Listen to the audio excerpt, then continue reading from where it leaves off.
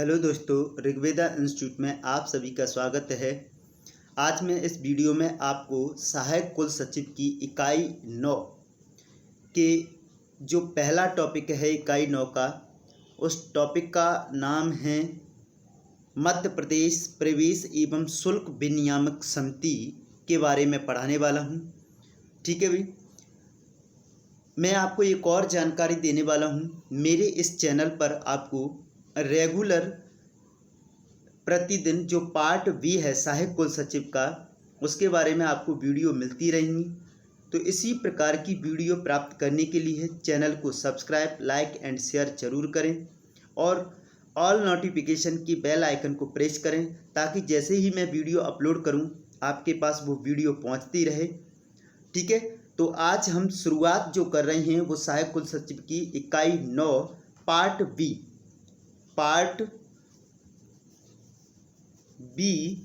की जो इकाई 9 है, इससे हम शुरुआत कर रहे हैं। ठीक है, ये आज जो है पहली वीडियो रहेगी इकाई 9 की।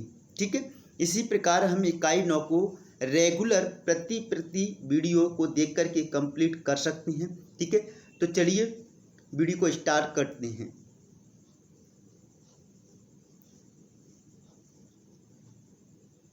इसमें दिया गया है प्रवेश और शुल्क नियामक समिति के बारे में। ठीक है, प्रवेश और शुल्क नियामक समिति के बारे में तो मैंने इसमें जो महत्वपूर्ण पॉइंट हैं एग्जाम दृष्टि से उनको पहले से ही क्लियर करके रखा है। ठीक है, ताकि आप उन्हीं पॉइंटों पर विशेष ध्यान दें। जैसे कि प्रवेश और शुल्क नियामक समिति एक कैसी संस्था है, तो इसको शक्ति कैसी प्राप्त है? अर्ध न्यायिक शक्ति। आपसे अगर पूछा जाए मध्य प्रदेश में जो प्रवेश और शुल्क नियामक समिति है वो कैसी शक्ति है उसके पास, तो आप आंसर देंगे अर्ध न्यायिक शक्ति है उसके पास। और अगर आपसे पूछा जाए ये संस्था कैसी है, तो ये संस्था है सांविधिक निकाय है। कैसा निकाय है? सांविधिक निकाय। अब मैं आपको तीन चीज़ें बताता हूँ। एक होता है आपका फर्स्ट वाला संवैधानिक निकाय, दूसरा होता है गैर संवैधानिक निकाय, तीसरा होता है सांविधिक निकाय।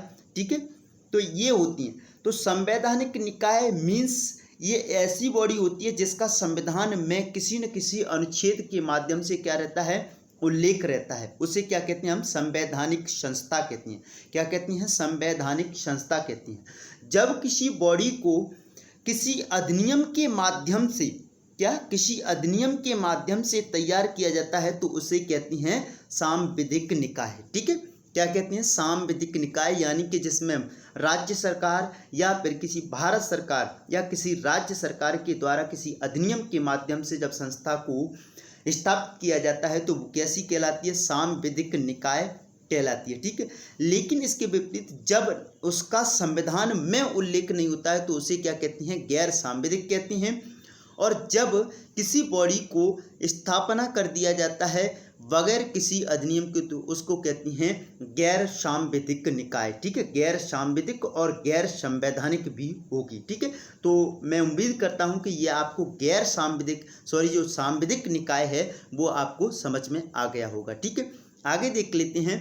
यानी कि प्रवेश का विनियमन अब एवं शुल्क का निर्धारण अधिनियम कब आया था? 2007 में। तो यहाँ से आपके 3 क्वेश्चन क्लियर हैं। अगर आपसे पूछा जाए मध्य प्रदेश में प्रवेश और शुल्क नियामक समिति के पास कैसी शक्ति है, तो आप आंसर लगा सकती हैं अर्ध न्यायिक शक्ति।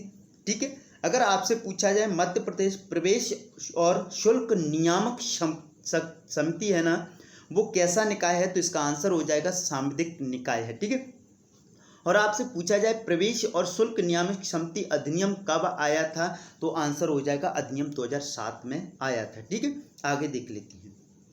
आगे है समिति की अध्यक्षता कौन? वित्त, कानून, तकनीकी शिक्षा और चिकित्सा शिक्षा के मामले में 4 अन्य विशेषज्ञों के साथ एक अध्यक्ष द्वारा की जाती है। यानी कि इस समिति में 4 सदस्य, इस समिति में 4 सदस्य प्लस 1 अध्यक्ष होता है। ये जो 4 सदस्य होती हैं वो वित्त, कानून, तकनीकी शिक्षा और चिकित्सा शिक्षा से रिलेटेड होती हैं। ठीक है, और एक साथ में क्या होता है? अध्यक्ष होता है।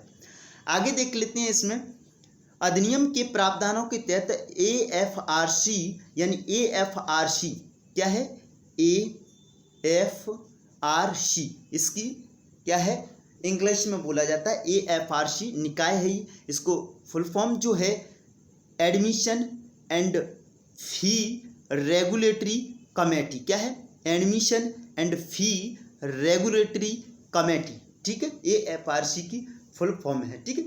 आगे देख लेते हैं, AFRC को प्रवेश प्रक्रिया का सामान्य पर्यवेक्षण, ध्यान रखना क्या बोला जा रहा है, AFRC को जो प्रवेश की प्रक्रिया होती है उसका क्या कर सकता है, सामान्य पर्यवेक्षण और मार्गदर्शन, और निजी व्यावसायिक शिक्षण संस्थानों में प्रवेश पाने की इच्छुक उम्मीदवारों से शुल्क के निर्धारण के लिए आवश्यक है, ठीक है, इसका पर्यवेक्षण कर।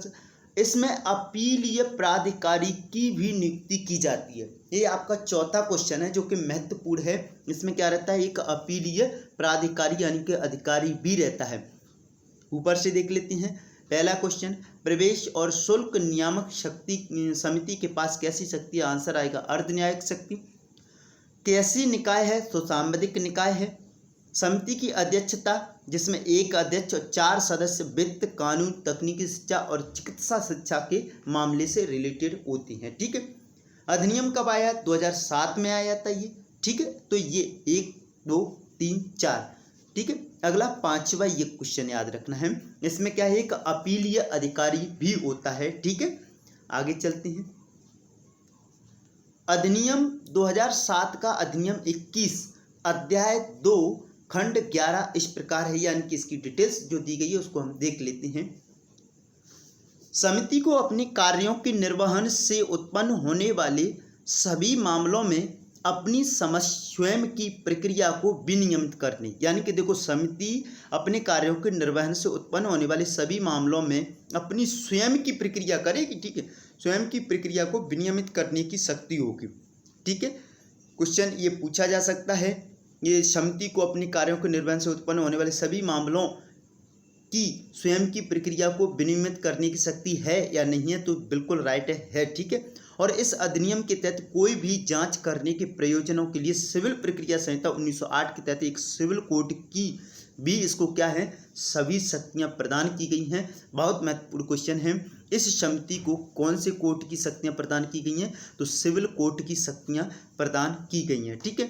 आगे देख लेते हैं, अब क्या क्या शक्तियां हैं, तो किसी साक्षी को बुलाना, हाजिर कराना, शपथ पर उसकी परीक्षा करना, ठीक है, क्या, साक्षी को बुलाना, हाजिर करना, शपथ पर उसकी परीक्षा करना, किसी भी दस्तावेज की खोज और उत्पादन की आवश्यकता, हलफनामे पर साक्ष्य प्राप्त करना, गवाही की परीक्षा के लिए कमीशन जारी करना। एक बार और देख लेते हैं इनको, क्या, किसी साक्षी को बुलाना, हाजिर कराना, शपथ पर उसकी परीक्षा करना, ठीक है, किसी भी दस्तावेज की खोज और उत्पादन की आवश्यकता, हलफनामे पर साक्ष्य प्राप्त करना, गवाहों की परीक्षा के लिए कमीशन जारी करना। आगे डिटेल्स से हैं वो देख लेते हैं। मध्य प्रदेश निजी व्यावसायिक शिक्षण संस्था प्रवेश का विनियमन एवं शुल्क का निर्धारण अधिनियम 2007 का अधिनियम 21, उसके बाद मूल अधिनियम उपधारा 9 की धारा 4 में 12 सितंबर 2013 की संशोधन संख्या 32 को पढ़ती हैं अब, ठीक है, यानी कि 2013 में जो संशोधन हुआ वो क्या किया गया था, ठीक है। तो सबसे पहला पॉइंट है, समिति या तो कोई शिकायत प्राप्त होने पर, ध्यान रखना, क्या, समिति को कोई भी व्यक्ति क्या कर सकता है, शिकायत, ऐसी शिकायत अगर उसको प्राप्त होने पर या अपनी स्वप्रेरणा से, ध्यान रखना, क्या, या तो शिकायत प्राप्त हो जाए उसको या फिर स्वयं अपनी स्वप्रेरणा से यहाँ निहित मतलब इस अधिनियम में निहित, ठीक है, यहाँ निहित प्रावधानों के उल्लंघन में किए गए प्रवेश की जांच कर सकता है। यानी कि समिति में जो प्रावधान लिखे गए हैं अगर उनकी कोई भी उल्लंघन होता है तो उसकी अगर उसको शिकायत प्राप्त होती है या उसको ऐसा लगता है तो स्वप्रेरणा से उसकी क्या कर सकती है, जांच कर सकती है यह समिति, ठीक है। पहली बात तो ये लिखी गई है। अधिनियम के प्रावधानों के तहत निर्धारित शुल्क से अधिक शुल्क, पहली बात क्या है, प्रावधानों क्या, निर्धारित शुल्क किया गया है उससे अधिक शुल्क का संग्रह या किसी के द्वारा कैपिटेशन शुल्क की वसूली या मुनाफाखोरी की जांच कर सकती है, ठीक है, निजी गैर सहायता प्राप्त व्यावसायिक शिक्षा संस्थानों से, ठीक है। आगे चलते हैं। समिति खंड ए के तहत जांच करने के उद्देश्य से संस्था का निरीक्षण करवा सकती है। अगर मान लीजिए कोई कॉलेज है, ये कॉलेज है, मान लीजिए क्या है, ये कॉलेज है और ये अपनी क्या है, समिति है बी। तो अगर इस समिति को इस कॉलेज के बारे में ऐसा लगता है कि इसने निर्धारित शुल्क से अधिक शुल्क छात्रों से प्राप्त की है, तो उसको अगर इसको शिकायत प्राप्त होती है समिति को, तो क्या करेगी, या तो ये स्वप्रेरणा से या फिर शिकायत प्राप्त होने की क्या कर सकती है, जांच करने के उद्देश्य से इसका क्या करवा सकती है, निरीक्षण करवा सकती है। कौन, ये समिति इस कॉलेज का निरीक्षण करवा सकती है। ठीक है, आगे चलते हैं। यदि जांच के परिणाम स्वरूप, यानी जांच कर ली, अब उसके परिणाम स्वरूप समिति को पता चलता है कि प्रवेश या शुल्क के संबंध में अधिनियम या उसके तहत बनाए गए नियमों और विनियमों के प्रावधानों का ऐसी संस्था द्वारा कोई उल्लंघन किया गया है, तो वह ऐसी संस्था के खिलाफ निम्नलिखित में से एक या अधिक कार्रवाई कर सकती है। ध्यान रखना, ये समिति पर डिपेंड करेगा कि उसको किस प्रकार की उसके खिलाफ कार्रवाई करना है। ठीक है, देख लेते हैं कौन कौन सी कार्रवाई कर सकती है। तो ध्यान रखना, संस्था पर 12% वार्षिक ब्याज की दर से दर सहित 10 लाख रुपए तक का जुर्माना लगा सकती है। ठीक है, ध्यान रखना, कितने लाख रुपए तक का, 10 लाख रुपए तक का, वो भी 12% वार्षिक ब्याज की दर के सहित क्या लगा सकती है, जुर्माना लगा सकती है। ठीक है भाई, आगे चलती हैं अगले पॉइंट की ओर। अधिनियम के प्रावधानों के उल्लंघन में किए गए किसी भी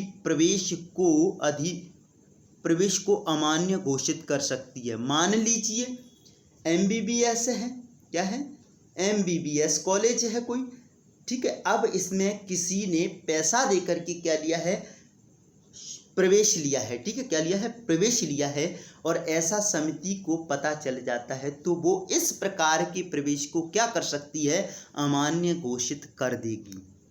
ठीक है, आगे चलते हैं। अमान्य घोषित कर देगी, जिस संस्थान पर ऐसे उम्मीदवार के प्रवेश को तुरंत रद्द कर देगा। ठीक है, अब वो संस्थान भी क्या कर देगा, रद्द कर देगा। मान लीजिए उस संस्थान की कोई भी, उस संस्थान को मालूम ही नहीं है इस चीज़ के बारे में कि कैसे प्रवेश लिया है। ठीक है, तो संस्थान भी क्या करेगा, उसके प्रवेश को तुरंत रद्द कर देगी, और संबंधित विश्वविद्यालय, ठीक है, संबंधित विश्वविद्यालय ऐसे छात्र का नामांकन भी रद्द कर देगा, तुरंत रद्द एडमिशन कर देगा। ठीक है, नामांकन भी रद्द कर दिया जाएगा, और यदि उसने कोई परीक्षा भी दे ली है तो उसके परिणाम को भी क्या कर दिया जाएगा, रद्द कर दिया जाएगा। क्या कर दिया जाएगा, उसके परिणाम को भी रद्द कर दिया जाएगा। ठीक है भाई, ध्यान रखना, जिसमें उम्मीदवारी पहले से ही उपस्थित हो चुकी है। आगे तीसरा पॉइंट, 3 कार्रवाई कर सकती है, कार्रवाई कर रही है समिति, संस्था को आदेश में निर्दिष्ट समय के भीतर एक छात्र को वापस करने के लिए, यानी कि अगर संस्था ने अधिक फीस वसूली है तो वो छात्र को क्या करेगी, वापस करने के लिए समिति द्वारा निर्धारित शुल्क से अधिक प्राप्ति किसी भी राशि या कैपिटेशन शुल्क के रूप में प्राप्ति किसी भी राशि या मुनाफाखोरी के लिए प्राप्त किसी भी राशि को वापस करने का आदेश दें। यानी कि समिति उसको आदेश दे सकती है कि आपने इस बच्चे से इतनी फीस वसूली है जो कि क्या है, प्रवेश शुल्क से अधिक वसूली है, आप इसको ये वापस करेंगे। ठीक है, आगे देख लेते हैं। मूल अधिनियम उपधारा 10 की धारा 10 में 2013 के संशोधन संख्या 32 12 सितंबर 2013 को पढ़ाता है। ये आपको कोई पॉइंट याद नहीं रखना है, ठीक है, लेकिन फिर भी है, इनमें से जो पॉइंट बन रहे हैं वो बहुत महत्वपूर्ण है। ठीक है, देख लेते हैं पहला पॉइंट। राज्य सरकार एक बार में 3 साल से अधिक के लिए, ध्यान रखना, क्या, राज्य सरकार एक बार में 3 साल से अधिक के लिए एक अपील प्राधिकारी नियुक्ति करेगी। अभी जो मैंने अपील प्राधिकारी बताया था उसकी नियुक्ति राज्य सरकार करेगी। आपसे पूछा जाए अपील प्राधिकारी की नियुक्ति कौन करती है समिति में, तो राज्य सरकार करती है। कितने समय के लिए करती है, तो आंसर आएगा 3 साल से अधिक के लिए करती है। ठीक है भाई, समझ में आ रहा हो तो लाइक जरूर करना वीडियो को। ठीक है, आगे चलते हैं, आगे देख लेते हैं। इसमें नियुक्ति कर दी, ठीक है, जिसमें एक व्यक्ति जो उच्च न्यायालय का न्यायाधीश है या रहा है, ठीक है, इसको भी क्या किया जाएगा, नियुक्त किसी राज्य का मुख्य सचिव जिसके समक्ष समिति के किसी भी आदेश से व्यतीत कोई व्यक्ति या पेशेवर संस्था ऐसे आदेश के पारित होने के, मान लीजिए उसके खिलाफ कोई आदेश पारित होता है, ठीक है, समिति अगर कोई आदेश पारित करती है तो वो अपील कितने दिनों के भीतर करेगा? तो आंसर आएगा 30 दिनों के भीतर क्या करेगा भाई? अपील दायर कर सकती है, ठीक है। अगला पॉइंट है और इस टॉपिक का ये लास्ट पॉइंट भी है, ठीक है भाई। अपील की सुनवाई करते समय अपील प्राधिकारी समिति से अभिलेख मंगवाकर मीन्स जो प्राधिकारी है, अपील प्राधिकारी, वो समिति से रिकॉर्ड मंगाएगा, ठीक है, मंगाकर और अपीलकर्ता और समिति दोनों को सुनवाई का अवसर देने के बाद अपील का निर्णय करेगा, ठीक है। यानी कि जो अपील प्राधिकारी है वो समिति और जो व्यक्ति है अपीलकर्ता उसको सुनवाई का अवसर देने के बाद क्या करेगा? अपील का निर्णय करेगा और अपील में किया गया निर्णय क्या होगा? अंतिम होगा। क्या होगा? अपील में किया गया निर्णय अंतिम होगा। देखिए भाई, अगर आपको वीडियो पसंद आई हो तो लाइक ज़रूर करना, शेयर करना, और अगर इसी भी प्रकार की वीडियो प्राप्त करना चाहते हो तो आप कमेंट व्यक्त में ज़रूर कमेंट करना कि सर इस प्रकार की वीडियो और आप बनाएं, क्योंकि इससे मुझे उत्साह मिलेगा ताकि मैं आपके लिए और भी मेहनत करूंगा और इस प्रकार की वीडियो लाता रहूंगा आपके पेपर से पहले, ठीक है। वीडियो देखने के लिए धन्यवाद। जय हिंद, जय भारत।